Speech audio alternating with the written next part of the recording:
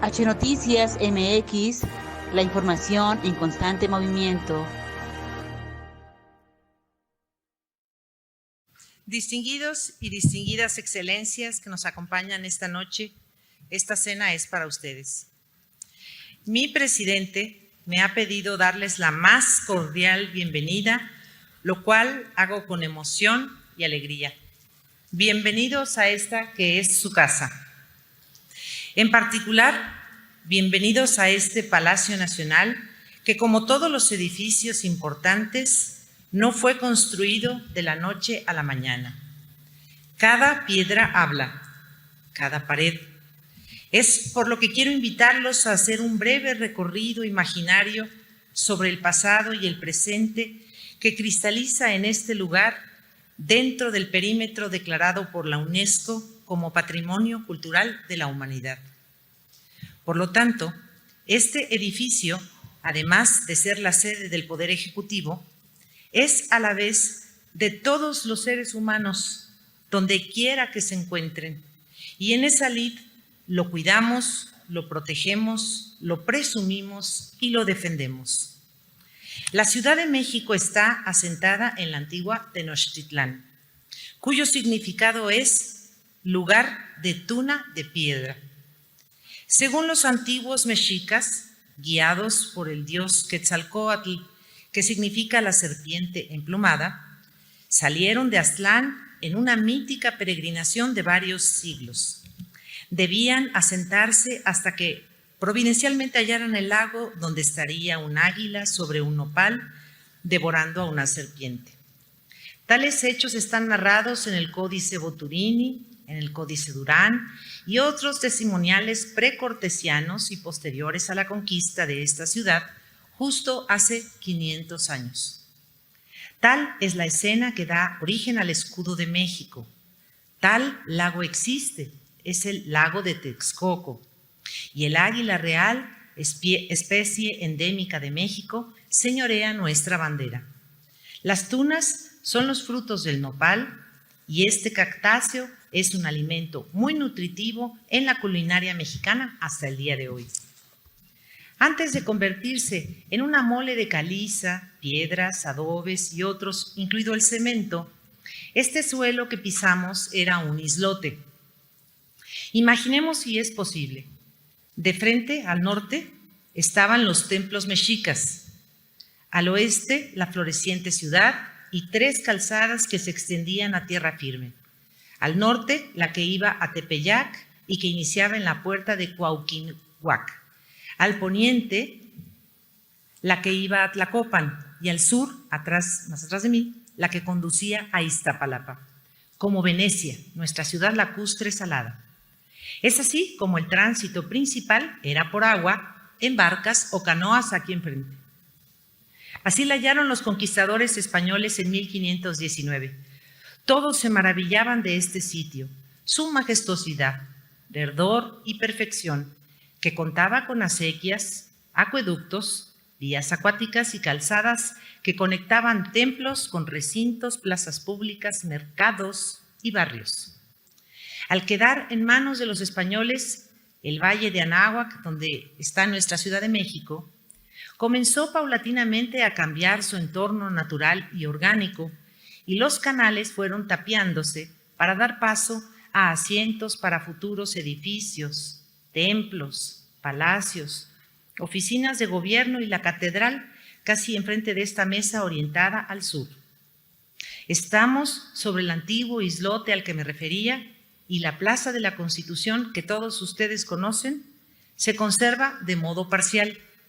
Aquí, donde vamos a cenar, el conquistador Hernán Cortés mandó construir su residencia.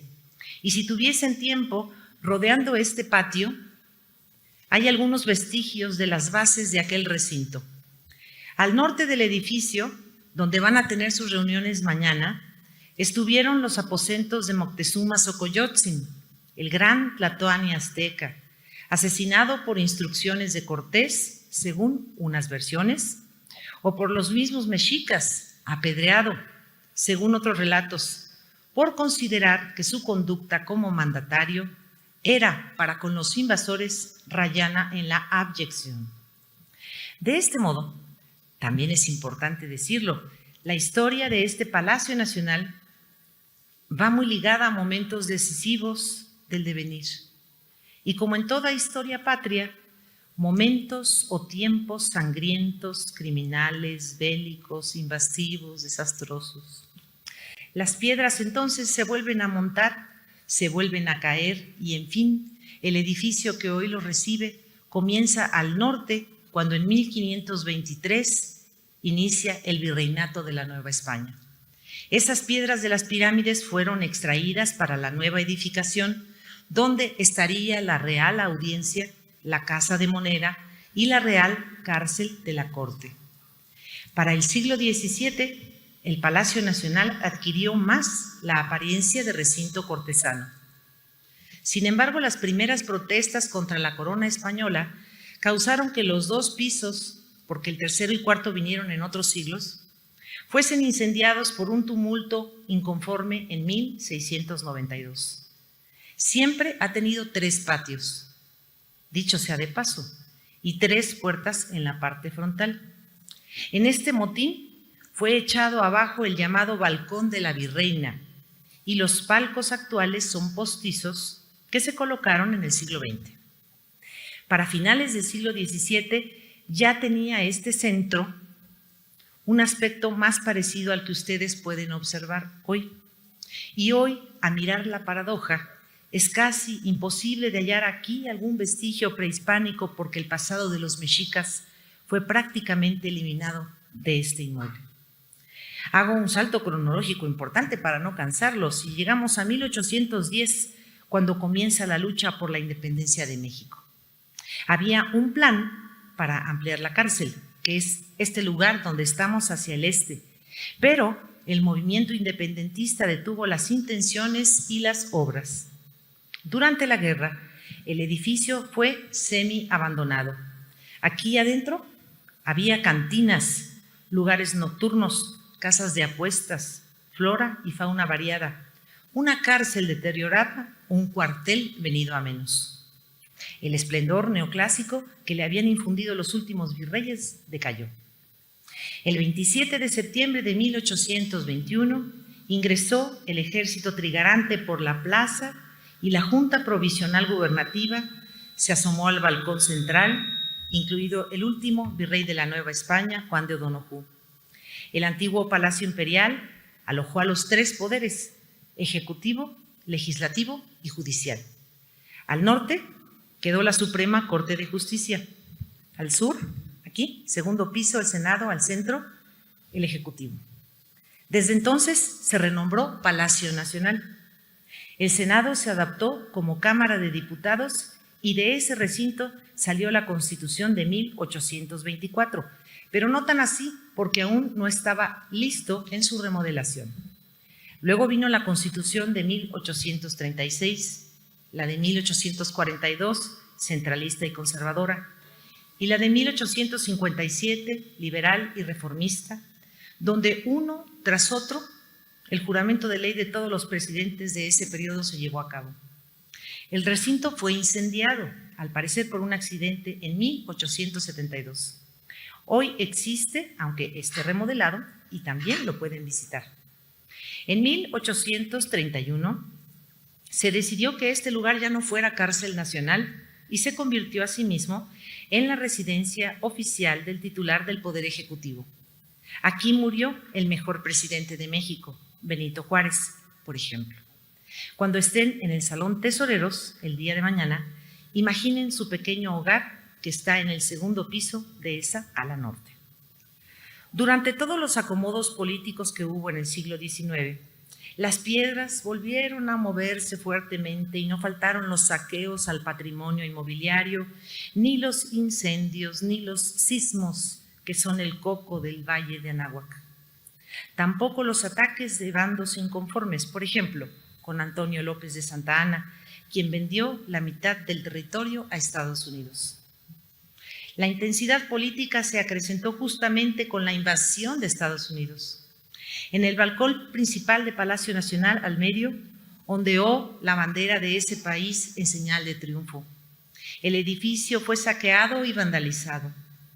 Con el triunfo de la Revolución de Ayutla y la renuncia de López de Santa Anna, el 9 de agosto de 1855, se instauró un régimen republicano que cristalizaría en la Constitución de 1857. Pero la paz duró poco.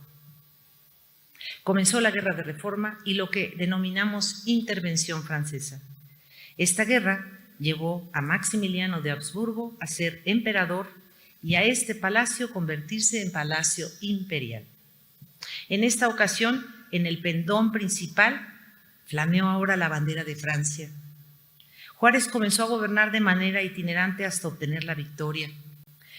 Por cierto, Maximiliano se dedicó a obsequiar a varios monarcas muchos tesoros de México que hoy están en palacios presidenciales de Europa, incluidos códices y piezas arqueológicas o el famoso penacho de Moctezuma.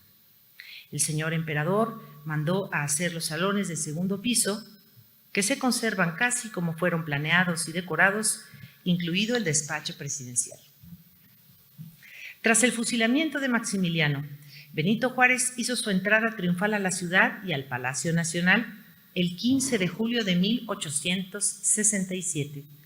Tendré que brincarme más acontecimientos bélicos naturales, incluida la aparición del cometa Halley en 1910 y de otra naturaleza, para llegar al ocaso de la presidencia de Porfirio Díaz.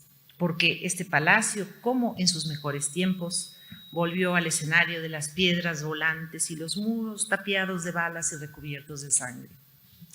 En el Porfiriato, la Plaza de la Constitución era el lugar para los acontecimientos como el grito de la independencia del 16 de septiembre, que él adelantó al 15 porque ese día cumplía años.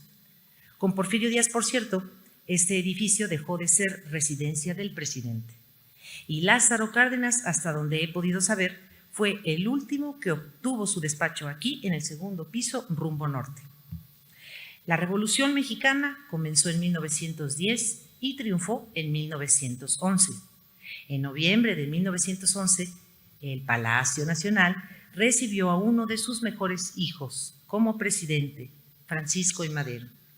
Aquí despachó y aquí fue apresado en un golpe de Estado en 1913. Ahí estuvo durante varios días de febrero de ese año y lo condujeron por aquel pasillo a un elevador para llevarlo a la muerte. La madrugada del 23 de febrero de 1913.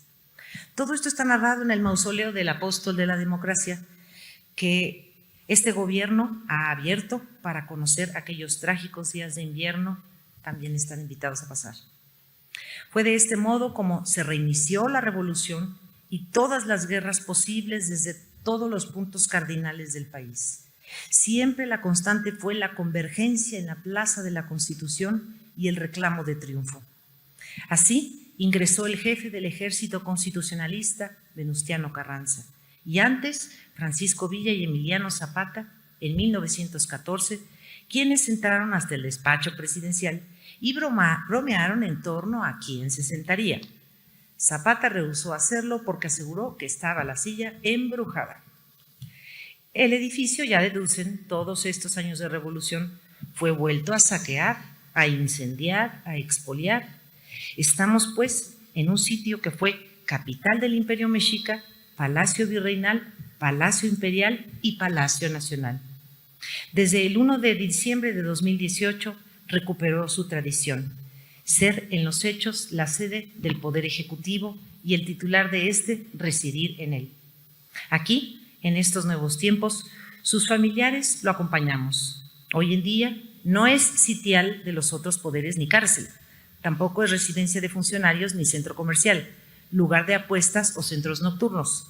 Alberga algunos museos, salas oficiales y, ante todo, es referencia de nuevo de una república federal, democrática y de derecho, tal y como la concibieron los constituyentes de 1917. Es difícil residir aquí con tantos sucesos acaecidos a lo largo de más de 700 años. Este sitio es el cruce de conquistas, rebeliones, invasiones, monarquías, imperios, regímenes autoritarios, dictaduras y, esperamos, la nueva metáfora de la democracia plena. la consumación de una auténtica república federal, soberana, diversa, libre y justa. Por ello, todos los días como familia y con amor, tratamos de purificar tantos siglos de densa historia. Ahuyentamos a los fantasmas que dicen deambulan, aún desde la caída de Tenochtitlán, y procuramos no escuchar lo que algunos oyen zumbar, los llantos de la Llorona, mítico personaje colonial que tiene su propio son semejante a un vals. Por el contrario, asumimos que hemos venido a vivir aquí para acompañar al presidente en su titánica labor. Lo queremos mucho y por ende a sus visitantes. Bienvenidos sean al ombligo de la luna, a México, según la etimología náhuatl. Estar en su casa, repito, casa que también es patrimonio de la humanidad. Que viva nuestra América, que viva el Caribe y hasta la próxima. Gracias.